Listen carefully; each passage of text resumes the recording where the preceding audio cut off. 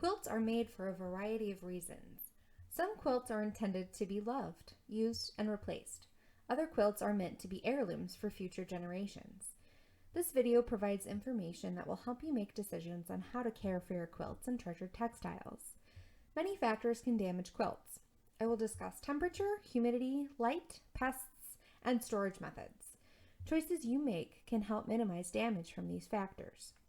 The most basic definition of textiles is a material created by some type of weaving process. Textiles are made from natural fibers of cotton, flax, silk, or wool. Textiles can also be made of synthetic fibers such as nylon and polyester. Synthetic fibers are made by humans through a chemical process. Textiles can be simple in structure or be complex, composite objects, including other materials such as beads, metals, glass, paints, shells, and feathers. Textiles are combustible, absorb and emit water to the surrounding air, and are a food source for molds, insects, and rodents. They are at risk of changes in temperature, humidity, light, and pests. The house or building where your textiles are stored sets the general environment. Maintaining the building helps decrease the ability of pests to get inside, as well as helping to maintain a stable temperature and humidity. The environment your textiles will be stored in is important to consider, as it can either slow down the rate of decay or dramatically speed up this rate. The degradation of textiles is mostly a chemical reaction due to the interaction of temperature, humidity, and pollutants in the air. Limit exposure of your textiles to extremely high or low temperature and relative humidity, light, pollutants, and airborne particulates, and pests. We will now take a closer look at temperature and humidity. A good rule of thumb to follow is that if the temperature and humidity are comfortable for humans, it is also good for textiles. Ideal conditions for textiles are a temperature of 68 degrees and 40 to 50% relative humidity. Keep textiles in a cool, dry environment. Warm and or moist conditions accelerate deterioration, encourages mold growth, and insect activity. Rapid and or frequent fluctuations in temperature and relative humidity can do the most damage to textiles and objects. As temperature and the relative rise and quickly drop, objects respond by absorbing water and letting it go. Fluctuation causes great stress on objects. For example, veneers and decorative elements will pop off because the attachment element is moving at a different rate than the main object. Objects made of different types of materials may split and crack as the materials move at different rates. Threads also move in response to fluctuations. When it becomes visible, the damage has already occurred. Gradual and constant are keywords to remember. The ideal environment for objects is stable. A good rule of thumb is a 2-degree and a 2% change in 24 hours for gradual change. Stability is more important than specific values of temperature and relative humidity. How do we monitor temperature and humidity to know the levels that are best for textiles? The first step is to consider each space in the home that may be used for storage. A thermostat for the house will provide general temperature information. A thermal hygrometer gives readings for temperature and relative humidity. These work well in small spaces that you may be unsure of. These cost around $30 and can be purchased online from an archival supply company. Most have a maximum and minimum button, and the extreme ranges can be noted and cleared for the next 24-hour period. These small units can be easily moved to different spaces. They do have a level of error, so the unit would need to be compared to a reliable indicator for temperature and humidity to determine its level of accuracy. However, they can give a general idea of the temperature reached. Some areas within a house are not suitable to store textiles that you want to preserve. If you need to use these spaces for storage, they may need some preparation to provide the temperature and humidity environment that you want.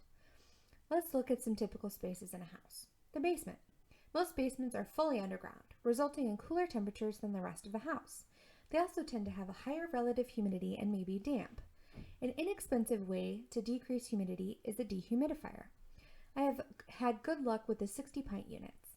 They can be plumbed directly into a drain or the tank emptied manually. Plumbing the dehumidifier will result in continual operation, resulting in fewer fluctuations. Emptying the tank manually is inconsistent due to the equipment turning itself off when the tank is full and resuming only when the tank is empty.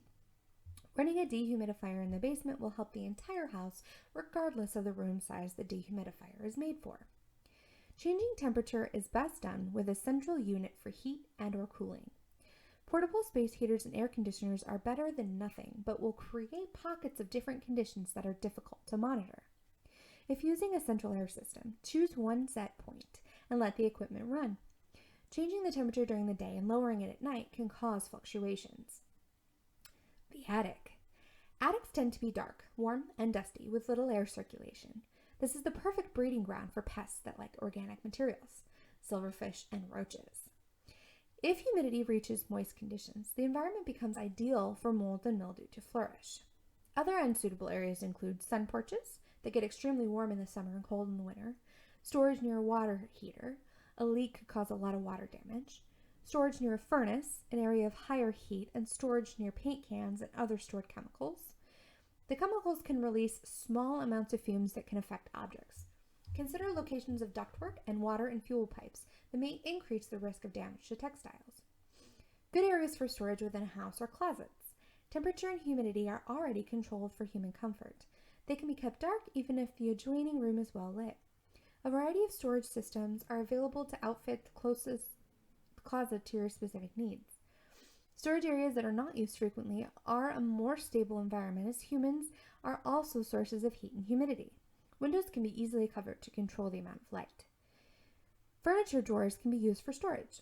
Caution use of wood shelving, as the acid in the wood will leach out and cause chemical changes in textiles.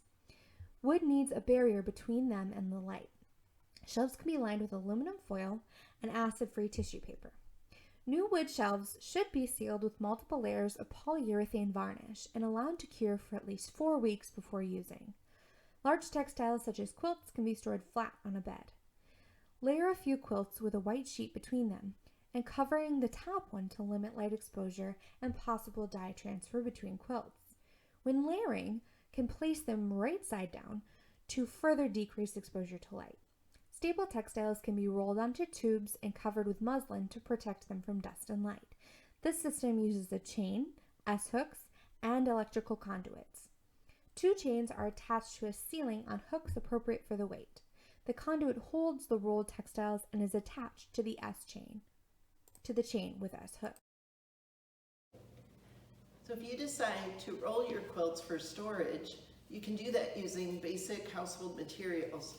You take a cardboard tube. You might be able to find these or get them from your local fabric stores.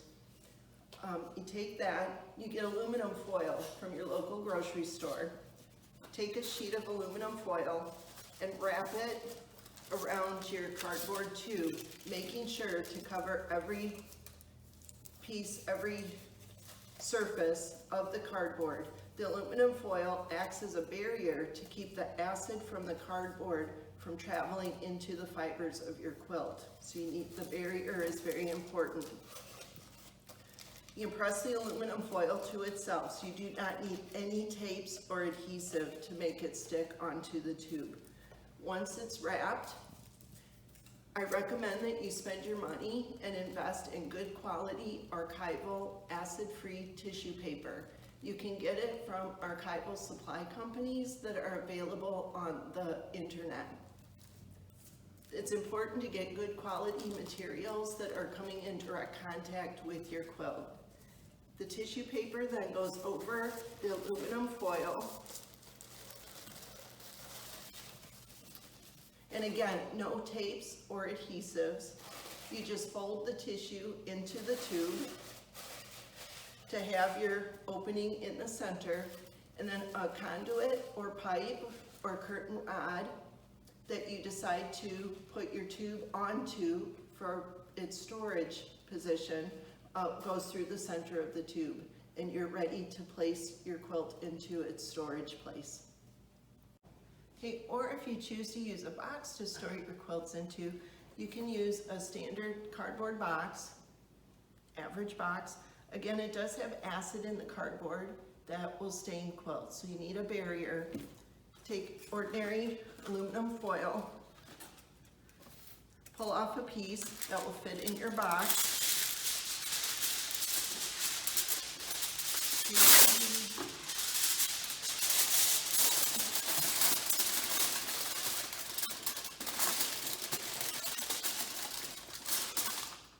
Press it into place. covering the cardboard surfaces. You can fold it over the edge. You do not need to cover the outside of the box, just the inside. If you need a second piece to get the side flaps,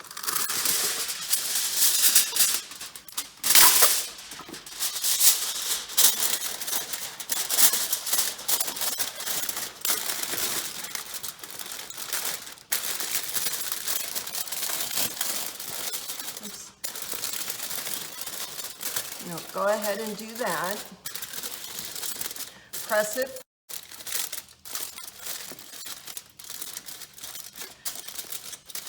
Then cover the tin foil with a good piece of archival acid-free tissue paper that you can get from an archival supply company on the internet.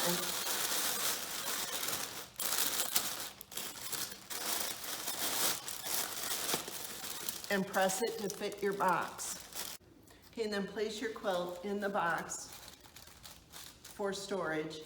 Make sure your box is large enough to accommodate the size of your quilt. You do not want to fold your quilt too many times. If you do need to fold your quilt, we suggest that where you fold it, you take that acid-free tissue paper, fold it up into a bundle so you have a dimensional piece, and then set that on your quilt where you want to fold it.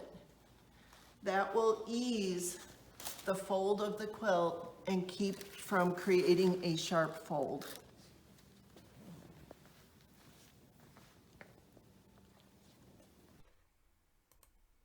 Another factor that can damage textiles is light. What can light do to objects? Light damage is permanent, cumulative, and is not reversible. Light damage is directly related to the amount and type of light to which it is exposed and to the length of time of exposure. Both long exposure and high light levels can cause damage to fading colors, weakening fibers, and drying out items. When fibers are weak, they are more likely to break down. Accumulation of light is just as bad as extremely high light levels. Sunlight as well as artificial light can cause damage. This piece heart quilt was made in 1998. It was displayed for 6 months in a home as a wall hanging. Different fabrics reacted in different ways to the light exposure. This quilt was made to test light damage, and scraps of the original fabric were kept in darkness to retain their original color. The original fabrics are placed next to the faded pieces in the quilt for comparison. How do we avoid light damage? I will discuss 5 types of light. Sunlight generates heat and transmits ultraviolet rays that fade colors. Fluorescent. The bulbs create almost no heat, although the ballasts do, and can add heat to a room. This type of light is high in ultraviolet radiation. Ultraviolet activates chemical reactions in fibers. It fades colors and brittles fibers. Tungsten halogen is a source of extremely high heat and also releases ultraviolet radiation. Incandescent is a concentrated source of heat. Do not display or store items directly under this type of light bulb. The higher the wattage, the higher the heat produced. Almost no UV is emitted.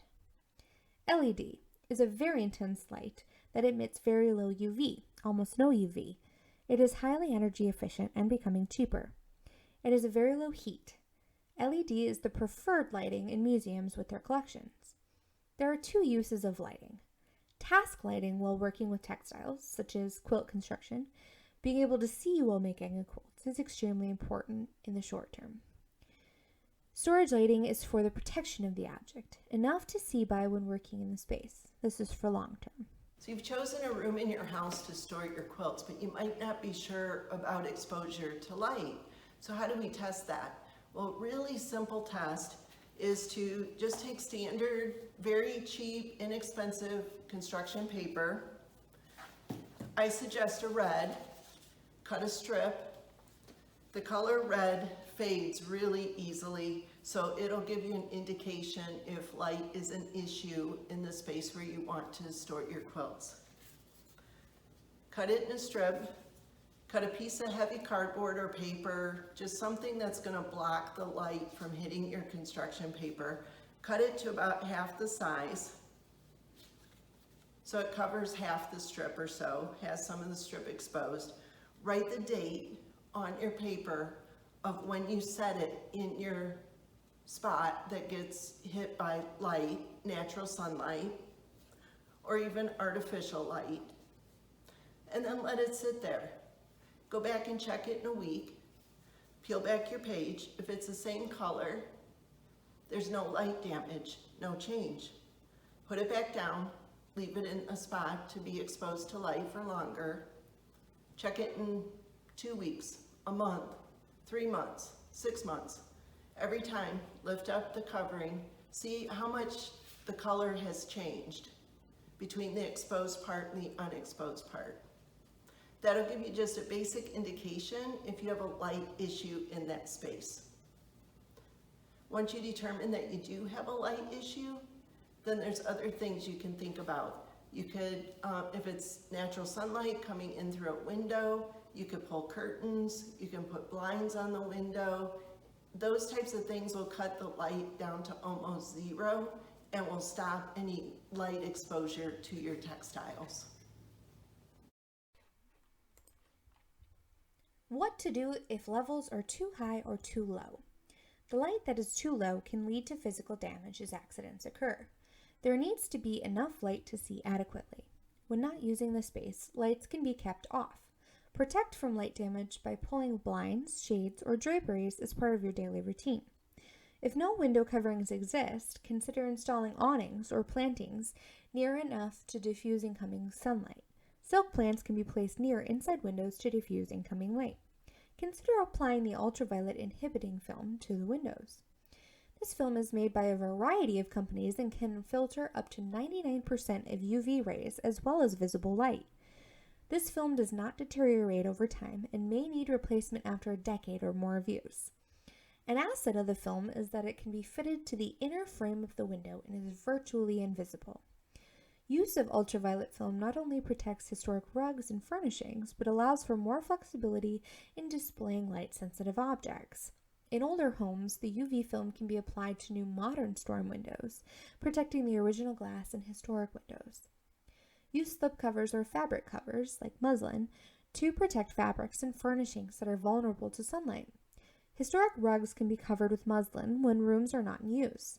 Place sensitive materials, such as oil or watercolor paintings, books, or textiles that are displayed open away from windows and in the darker parts of the room. If fluorescent lighting is used, warm white fluorescent tubes or low ultraviolet fluorescent lamps are the least harmful. The tubes should always be covered with ultraviolet filters available through conservation supply companies, and fixtures should be no closer than 2 feet from objects.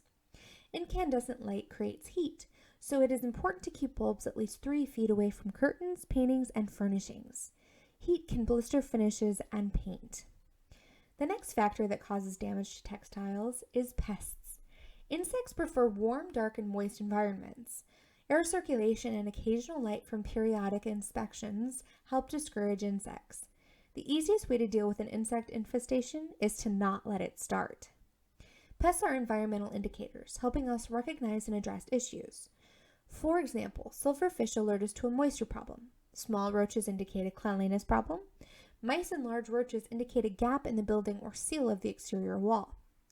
Cloth moths are attracted to textiles with protein, like silk, wool, fur, and feathers, especially if they are soiled with food or dirt. Damage occurs in the larval stage when they are feeding. They prefer dark, quiet areas. Vacuuming may kill the eggs, but may also disperse them across the textile. If moths or carpet beetles are found, isolate the textile and contact a textile conservator. Note the presence of spiders. They do not damage, but they eat insects and may indicate the presence of other types of insects. Mold and mildew grow and flourish in warm, moist locations. The best way to deal with a mold infestation is not to let it start. Air circulation is a good deterrent for molds. Molds prefer warm, dark, moist environments with a humidity over 65%. Long exposure to molds will cause a breakdown of fibers and staining.